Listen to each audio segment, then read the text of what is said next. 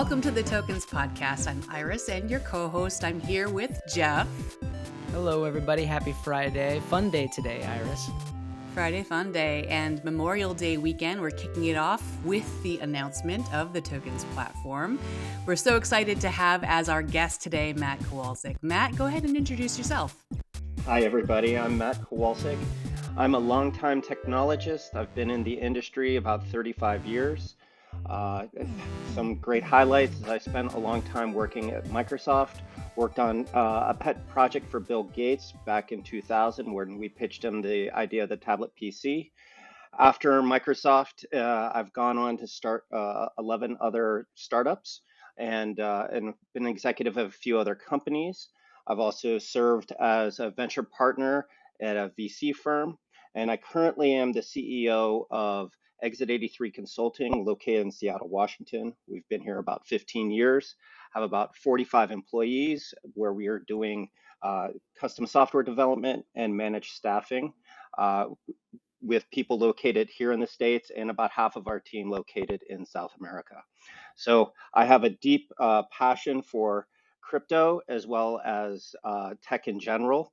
And so I'm very honored to be part of this podcast.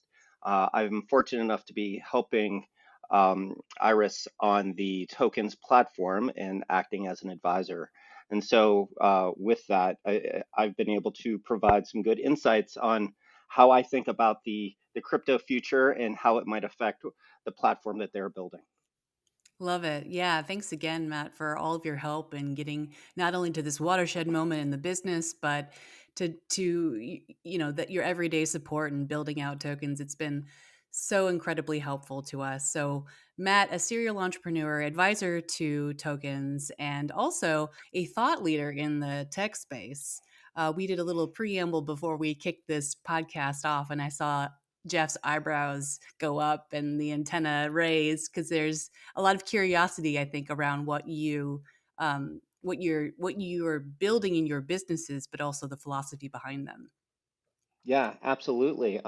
So, I mean, one thing that would be really interesting is to talk about a little bit, just at a higher level, about what Toekenz is and how I envision Toekenz can fit into this future that I envision, and maybe potentially taking that future and building it and expanding upon it to show you what I think the broader outlook might enable. So, Iris, remind us again, what is Toekenz? Toekenz, the first kid-safe and family-focused NFT marketplace and experience. And so NFTs, which stands for non-fungible tokens, is a part of some blockchain technologies, which essentially is used to represent a thing, and I say that loosely, a thing on the blockchain. Typically, that thing tends to be some digital content. But what's happening today is I think that digital content has been used to represent access and ownership of these digitized stupid apes, as well as some other like artwork that you think you could buy for millions of dollars, but everybody else can view it, everybody else can have a copy of it, but somehow you own it because of what it says on the blockchain.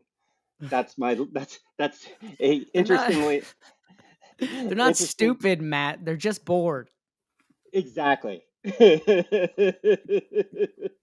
So as you might be able to tell, I've played with NFTs. I've been a part of some NFT projects. I'm helping on Toekenz, and I just think that NFTs are kind of misunderstood, and they're not being utilized correctly. Yes, they can be created and used as a way to authenticate ownership of some piece of digital content. Sure, you can do that, and then you can resell them using a platform and tie a smart contract to it.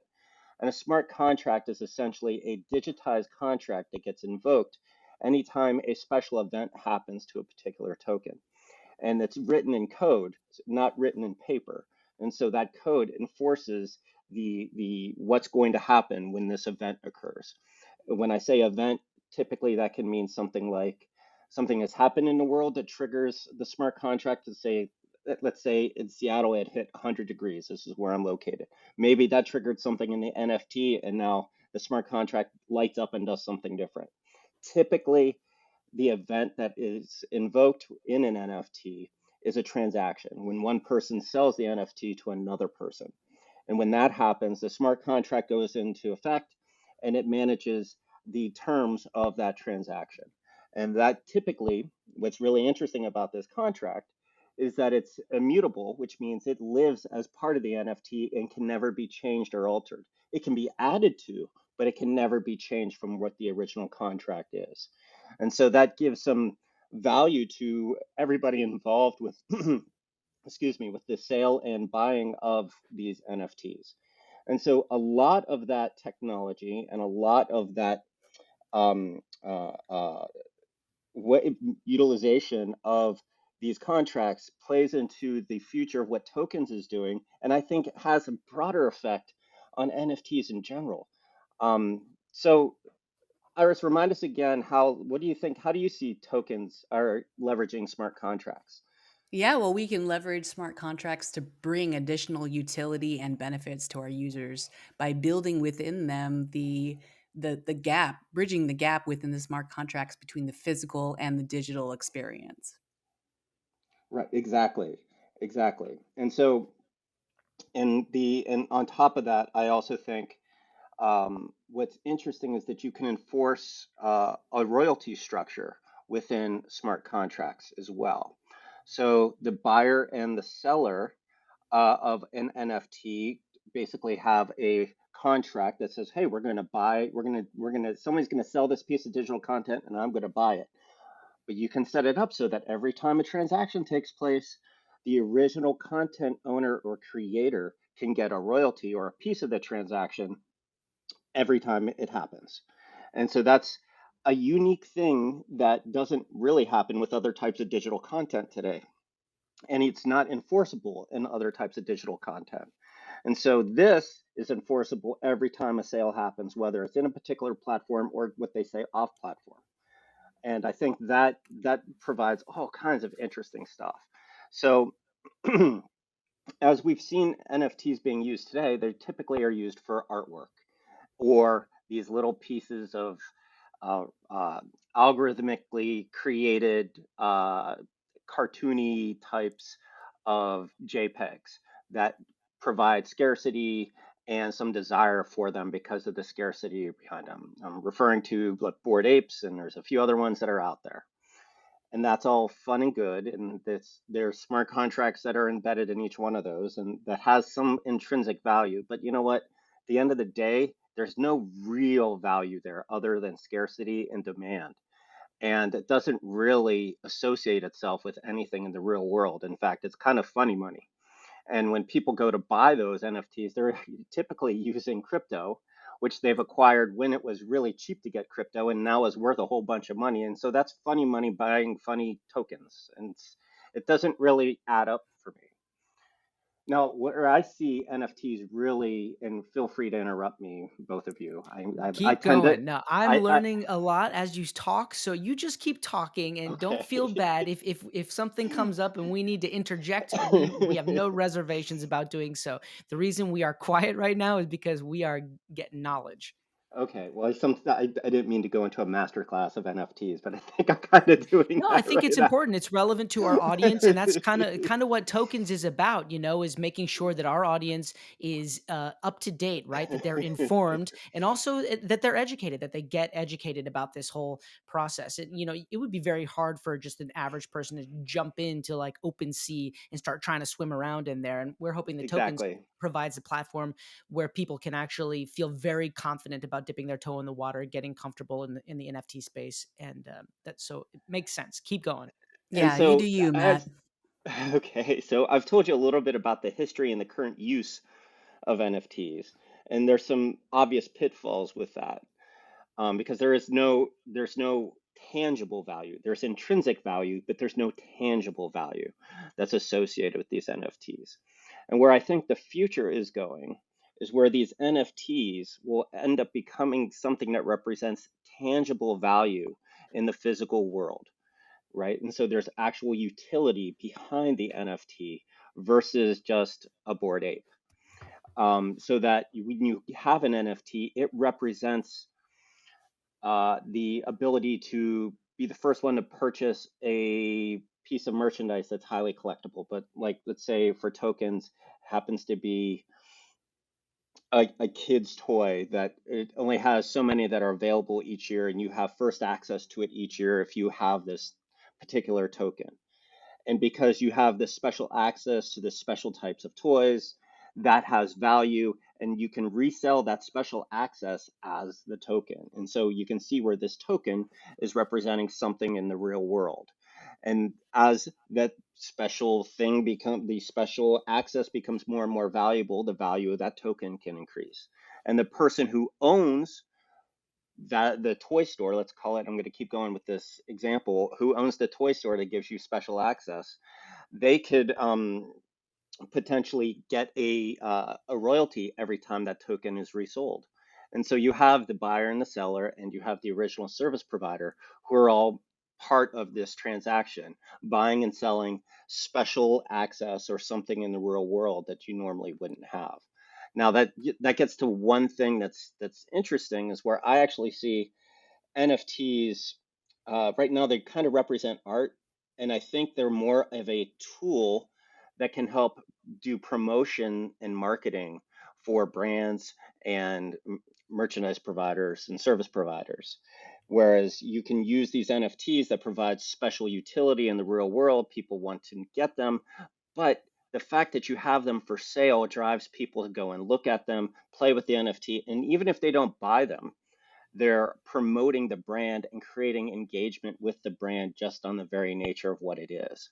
I see this as a new engagement utility, a new engagement technology, I should say, not utility, new engagement technology for advertising. And so you'll have these big brands, whether it's somebody like, let's say, Marvel, who wants to create a set of NFTs for the Avengers. And it's interesting that you can go collect them. Yay, you can collect them, but then people will want to go and do that. But if you collect 4 or 5, you get something very special. You get another NFT that has something that represents access, first viewing access to the next 5 movies or something like that. But you tie what's happening on this digital token with something that's accessible in the real world. And that's that combination. And then utilizing that for specific brands to help build the brand that I think is going to really promote and be the next generation of how this technology is being utilized.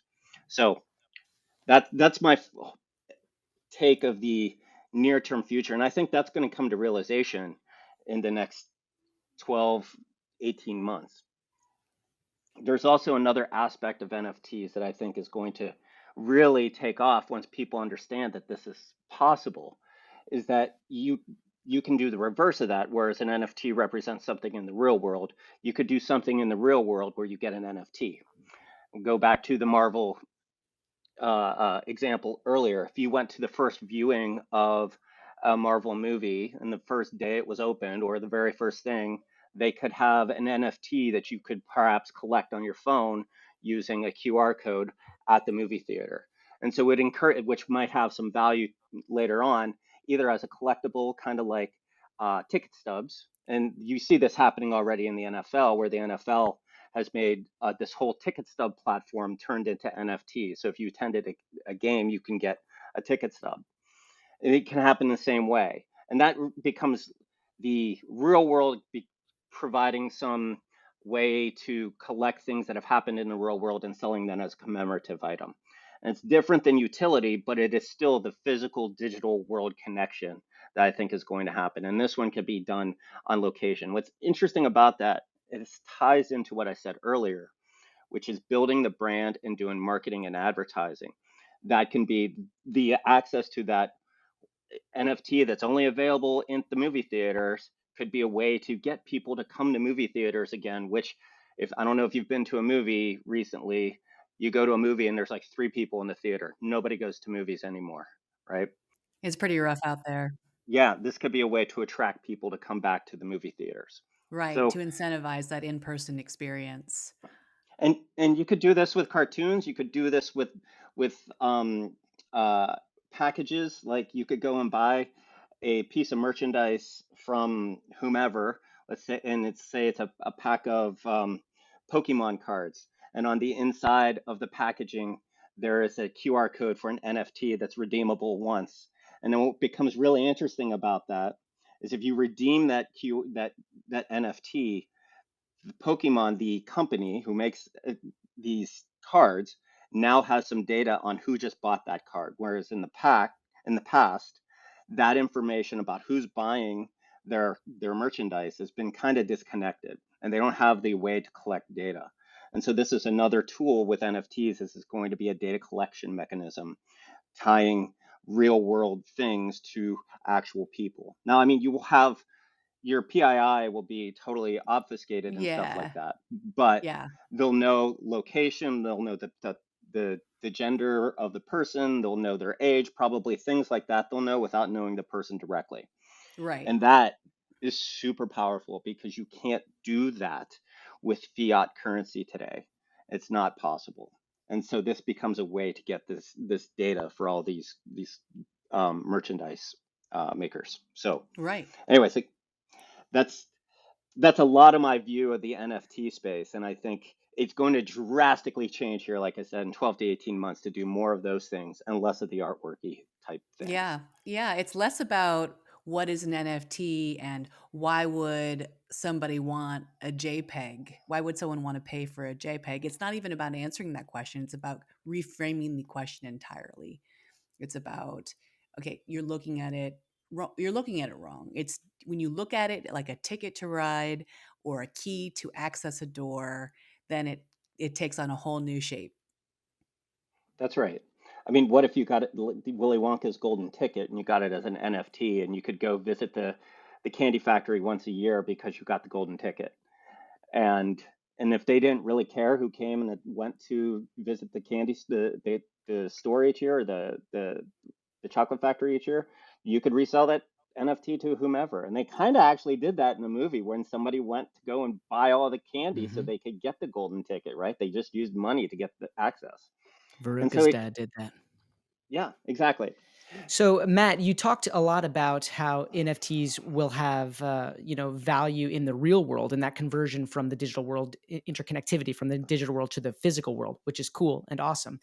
But what are the implications for like the digital world itself as it evolves, maybe even into the metaverse?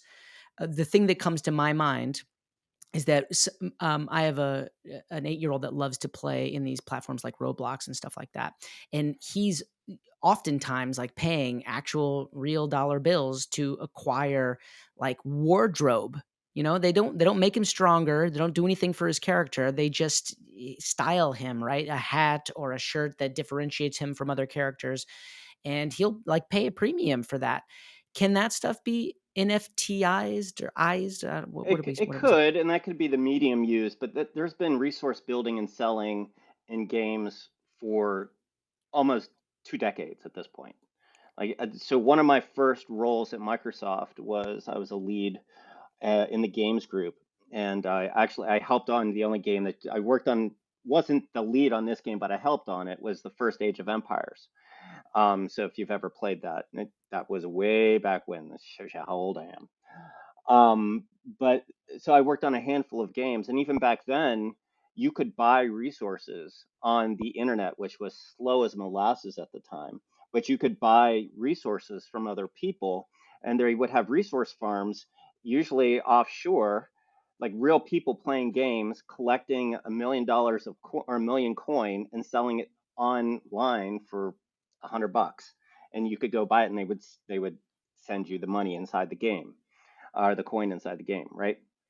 And so that has been going on for ages. And so the fact that you can do this now with an NFT, it's just a different medium to manage it. Now, well, the one thing that everybody thinks is the holy grail about NFTs in gaming is not the holy grail and is not going to happen. And I'm not sure why people still try to believe this, that they think that you can take resources from one game, say Roblox, buy it as an NFT, and then take it over to something else, let's say Minecraft, or pick some other game, right? Or like Call of Duty or Halo, like that. So that there are so many reasons why that world will not exist in a broad way. That it first off, the technology doesn't exist because you have many different types of rendering engines. You couldn't even render the object in the game to begin with. So the technology isn't there. Even if you could say that the resource transferred, you can't render the object because you don't know what it is. And like whether you're using Unity or some other rendering tool, they're not. There's no guarantee they're going to be compatible. So that's one.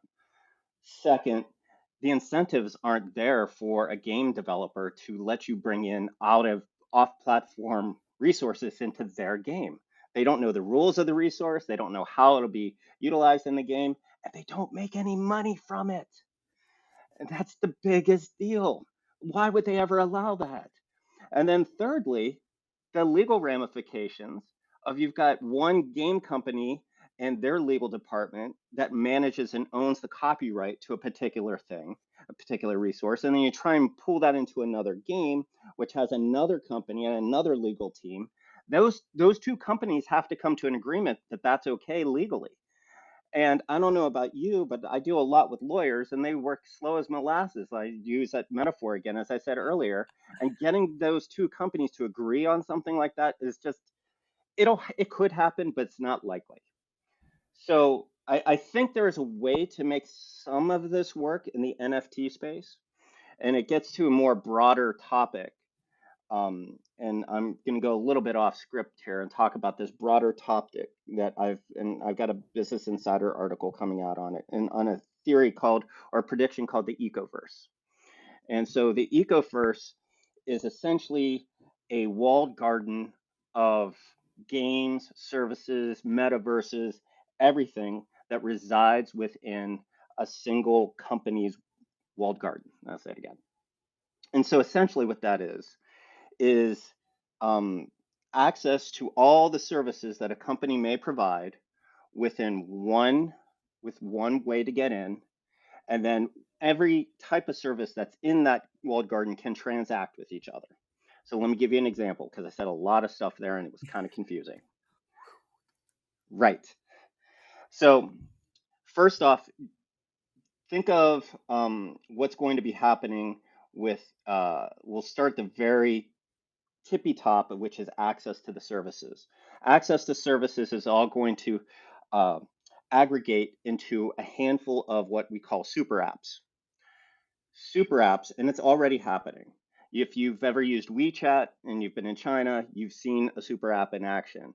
And in that super app, you can do everything from pay your utility bills to go get a haircut, all within inside the single app. Not 10 different apps, not all these different, just all the services are accessible within one app. And so it's just starting to take hold in the US. Probably the first super app that you've ever used and didn't realize it is a super app is Uber. So Uber, you can go and you can rent a car. I mean, you can get a car ride. You can get a bike. You can get a scooter. Now you can rent a car, as I was saying earlier. You can book airline tickets. You can book train tickets. You can get food delivered. You can get your groceries delivered. And it's going to keep, and now they're soon going to offer you the ability to get concert tickets. And so you can now see all these services are all being provided inside of a single app. And so that's an example of a super app. But a super app is going to live with these bigger companies, and that super app is going to be the access to the rest of the ecoverse. Inside the ecoverse, you're going to have the super app, which will give you all these services, but also will give you the ability to work with things like metaverses or other types of bigger properties. So an easy example here is Amazon. Amazon has um, uh, everyone's familiar with their retail stuff that they do online, but they have like about 12 to 15 different mobile apps that you can get in the iOS store. And that's ridiculous. That's That's all right. going to get consolidated into one app. And within the one app, they'll give you access to Prime Video. They'll give you access to Prime Now. They'll give you access to their retail stuff. They'll give you access to Audible. They'll give you access to uh, Amazon Music, um, Alexa. Alexa, all the things, right? They will all be available. Now, if you look at what Amazon is also doing, they have technology that lives in the real world now, not just in the app space. So things like Amazon Go and Amazon One. Amazon Go is the cameras that sit inside of a retail store that monitor people as they come in and out, so you can do the just walk out thing. So you can pick up something and you can walk out the door and you don't have to pay for it. Automatically gets charged to your Amazon account. And then you have the other part, which is they have Amazon One, which is you use your palm, and your palm is your identification. So you can use your palm to check out. Your palm is tied to your Amazon account. And so you can use that and you can do this in Whole Foods right now. You can just use your palm, get your groceries, walk out the door. And it uses both your Whole Foods loyalty card and your credit cards tied to your palm. You don't even need your phone at this point, which is crazy. And then So obviously there's crazy. Whole Foods, and now they have some of the brick and mortar stores besides the Amazon One stores and they or Go stores. They have a bunch of other stores. Now they've closed a few down, but these are physical stores that exist in the real world. And all of your purchases, all of the things you do are going to be managed through their super app. I guarantee that will happen. And within the super ecoverse space, let's go back to that description again. You're typically going to have, besides some of the services I mentioned, you're typically going to have a social aspect. You're also going to have maybe a productivity aspect, a gaming aspect. Amazon has Twitch. They also have like 2 or 3 other like metaverses that they manage. They don't have a social aspect. And here's a tip: if anybody's paying attention to the stock market, I guarantee is probably too strong a word, but if I were a betting man, I would say look at Pinterest and you see how that fits in with the long-term strategy of what Amazon is doing. And you see how cheap Pinterest is right now. I would think it's under $20 a share. It's ripe for somebody to buy it and have it fit into their suite of services. And Amazon is the obvious place where that would fit. Now take this one step further. What With about AWS? How does that fit in? So AWS tends to be more of the plumbing that would manage how all of those things talk to each other, right? Gotcha. And right, and I see that because it's more infrastructure facing versus customer facing, and everything I've said so far is more customer type facing things. Now, the one thing where AWS could play, and I think this will happen, is how do all those services transact with each other? And and remember back to the NFT thing that we talked about earlier. NFTs are great for being able to connect something in the real world with something in the digital space. And you can use that in order to track who is doing those certain things. Well, if you're going to go buy something from, you got somebody breaking into your house there, Jeff. Is it storm out there?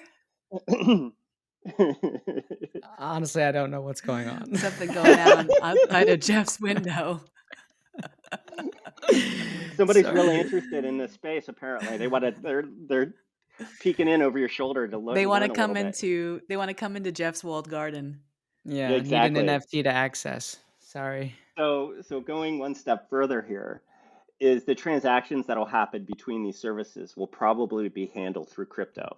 Not in fiat, you'll always be able to use fiat to say you go through the super app in order to buy your groceries. You can always be able to use fiat to do that.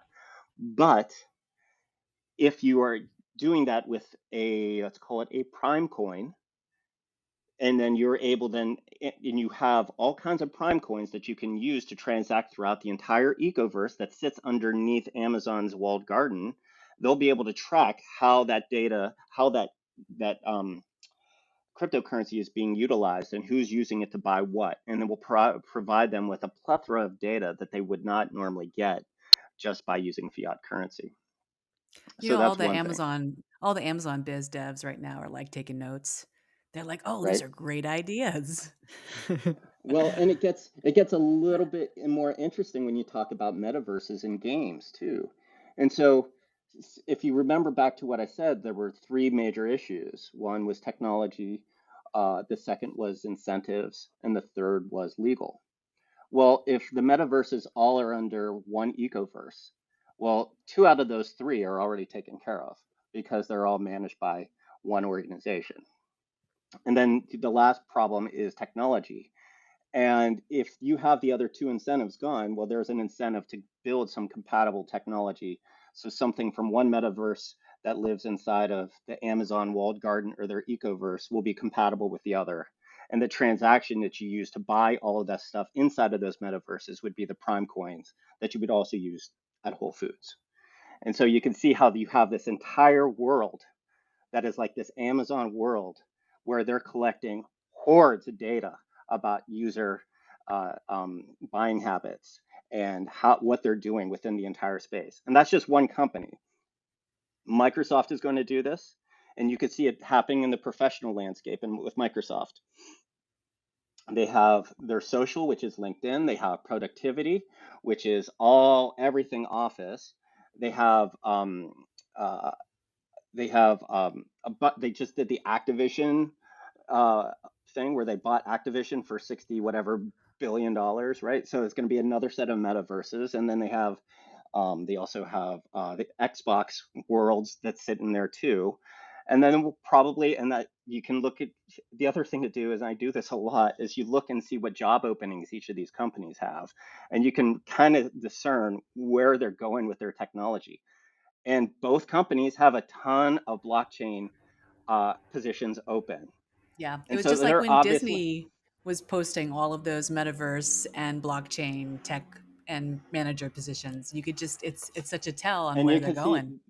Disney's going to do this. Sony is going to do this. They're all going to. Now, they're not going to be the identical types of services in each place and the ecoverse in each thing, but the core thing of a super app, a cryptocurrency that's internal to that ecoverse, those two things are going to happen, and access to multiple services where all the resources from the different services will be able to be utilized in each other space. That's all going to happen. And you see some of these things happening. I've already mentioned Amazon. Think of what Meta is doing. So Meta is in the process of creating a new cryptocurrency that allows you to buy and sell ads both on Instagram and Facebook at the same time. And they're doing that through a cryptocurrency, not fiat.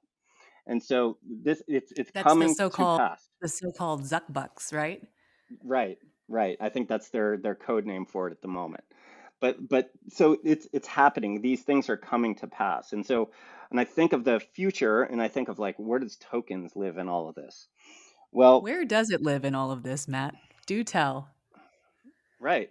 So I think it plays a key part of it being a potential service to one or multiple of these ecoverses. So Disney would be the obvious one, right? Now, whether Disney would actually want to work with you or decide to or build it on their own, that's a different question.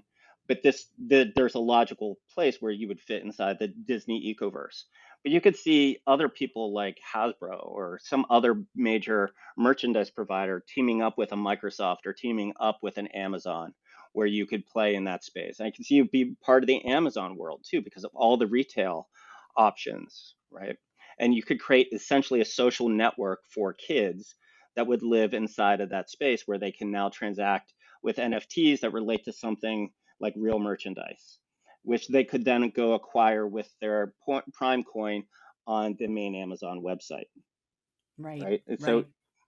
So basically, tokens can be one of the content and kid entertainment providers, NFT and games and communities for one of these, or maybe multiple, no, probably one of these ecoverses, because all of them are going to need that digital extension into NFT entertainment kid. right. And they all, and more than the entertainment, they need the engagement. And they need to be able to track the engagement and use tokens as a mechanism to harvest that data of engagement for their particular brand. And that's where tokens will live. So the ecoverse is basically, or the ecoverses are consolidations of big tech products into one kind of digital ecology. Is this a beautiful future or is this like scary big brother stuff? I think it's both. Yeah, and it always is, right? And it always has been. It's just an evolution. That's the way I see it. And we've got all these different countries right now in the world, and all these different countries have their own currencies. And if you go across the border and you want to transact in that country, you've got to convert your dollars to whatever that currency is. And we're seeing the same thing happen, but instead of countries, they're corporations. And that's the way that capitalism has taken the world in the past 100 years. So yeah, there's this like race to build out your own metaverse and to launch your own currency for that metaverse.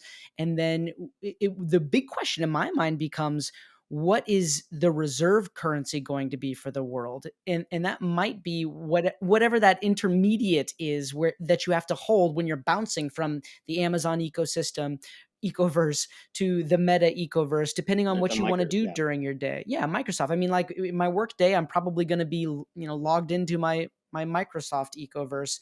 And then when the workday ends, I'm like, bye bye, Bill Gates. I'm heading over to wherever I Well, get my entertainment, right? their Maybe hope is Disney. that you'll go play Call of Duty and you won't play Roblox, right? That's a That $69 billion bet that they just made. Yeah, and they're probably not wrong. I think tokens fits in wonderfully to all of this because it's the best place for an education, right? To get indoctrinated and to learn the tools of the trade as you're growing up in this brave new world that we're describing right now.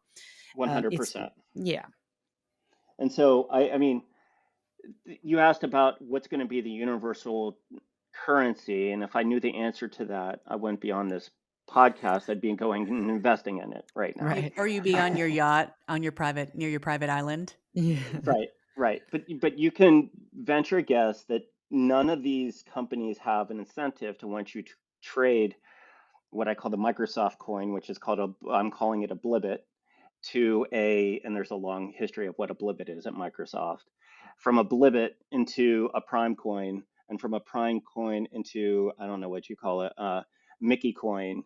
Like, I don't, there's going to be a huge incentive to not allow that transaction to happen. And they're not going to use like the whip, they'll use the carrot to make that happen. Because if for you sure. own a prime coin, the what you buy in the Amazon Ecoverse might be 20% cheaper if you use the Prime coin than if you use fiat. And so they're going to want you to hold on to that Prime coin as much as possible because you'll be able to buy things and so if you transfer it out into like whatever the Mickey coin, then you might lose that capability. And so they will use a carrot in these huge incentives for you to always transact in their own cryptocurrency. And Isn't it so, crazy? Go ahead.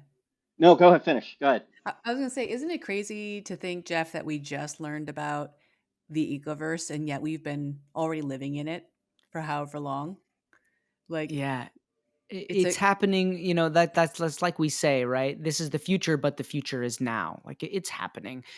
And it's important for those that want to thrive in this new world, do what they need to get educated, and just like start swimming, right? Just get comfortable in those waters because it's not going anywhere. We're watching it evolve right in front of our eyes. And once you're in, like, it's going to be sticky, right? It's going to be hard to get out. So you need to be judicious about which ones you want to actually get into. um, it's all very interesting. It's a little dizzying, if I'm honest.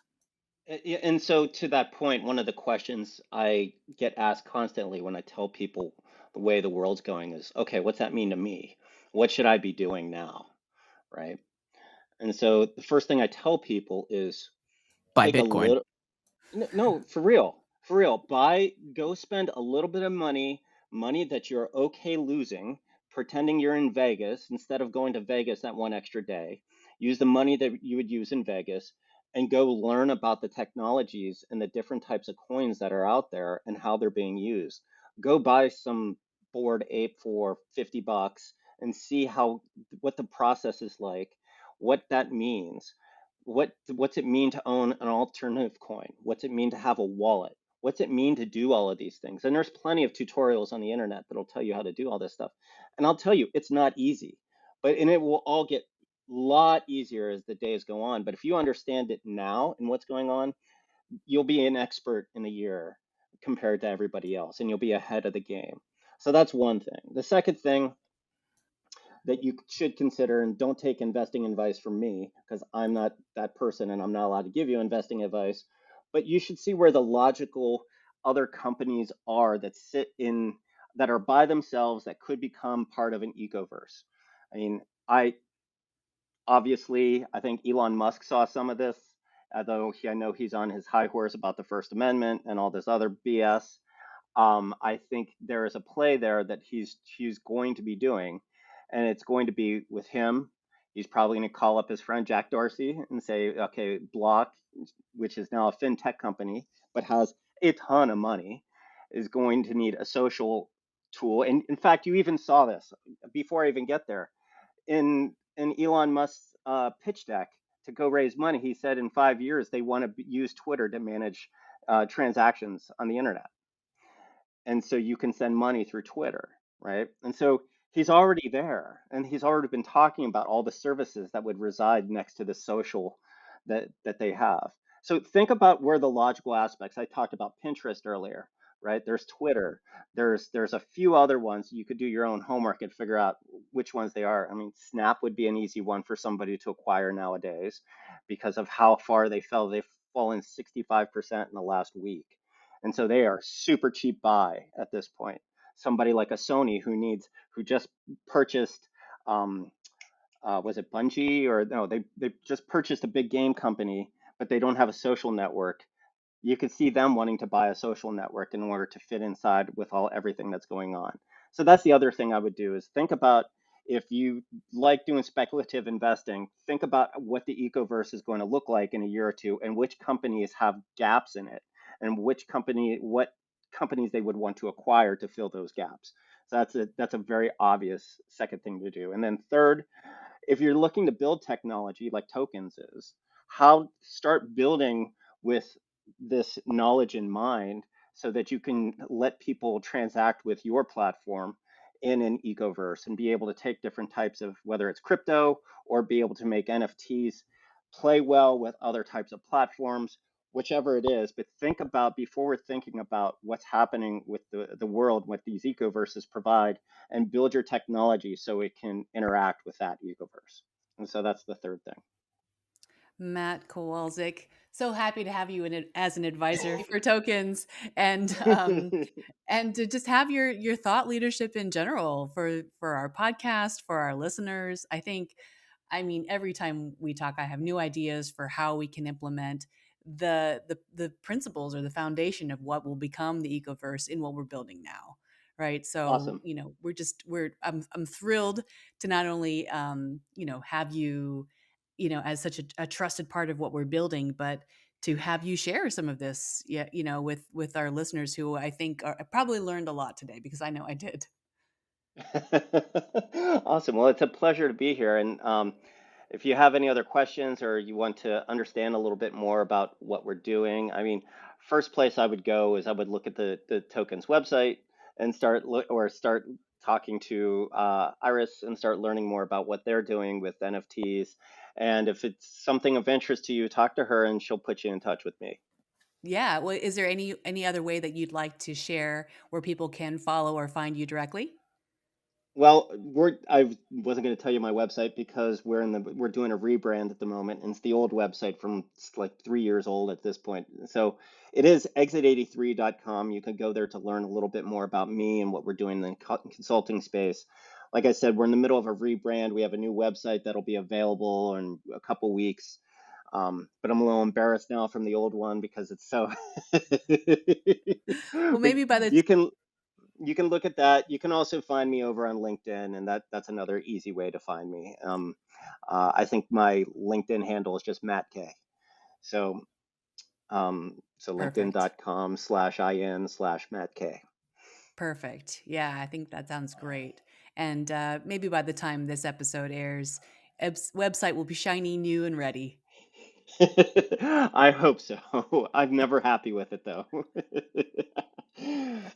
All right.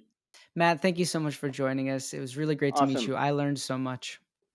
Oh, my pleasure. I'm glad to provide and talk about where I think things are going. I think it's really exciting, and I hope everybody takes advantage with this knowledge, and they can do something to make it better for themselves. So great. Awesome. Thanks again, Matt. So Matt Kowalczyk, our guest on today's Toekenz podcast. We hope that you enjoyed this episode. If you did, then consider following us on social. Where do they find us, Jeff? Facebook, Instagram, TikTok, YouTube. Like, we're pretty much everywhere. Put in Toekenz, you'll find us. Drop us a follow, smash that like, and yeah, we'll get you educated. We'll keep you informed. That's what we're here to do. And of course, subscribe to the Toekenz podcast. Thank you so much for listening. We hope you enjoyed this, and we'll see you next time.